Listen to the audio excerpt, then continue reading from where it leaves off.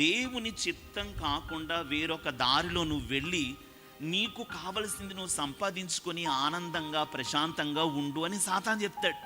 అరే దీనికోసం దేవుడా అంటావేంట్రా, అరే దీనికోసం ఉపవాసాలు ఉంటావేంట్రా, అరే దీనికోసం నువ్వు ప్రార్థన చేస్తావేమిట్రా, అరే దీనికోసం యేసయ్య అనకాలు పడి తిరుగుతావేంట్రా, ఇది వెరీ ఈజీ, ఇది సో ఈజీ, ఇది చాలా తేలిక, ఇది చాలా ఈజీగా చేయొచ్చు అని చెప్పి వాడు చిటికేసి దేవుని చిత్తము కాని ఒక మార్గంలో నిన్ను నడిపించడానికి వాడు నిన్ను ప్రేరేపిస్తూ నీతో మాట్లాడుతూ ఉంటాడు.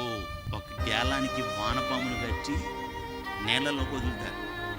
చేప ఏం చూస్తుంది?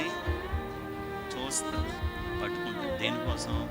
అస్సలు బుక్ అయ్యేది ఎవరో, అసలు బలయ్యేది ఎవరో, అసలు పట్టబడేది ఎవరో, ముక్కలు కాబోయేది ఎవరో. అందుకే మనం సాతానుతో పోరాడాలి.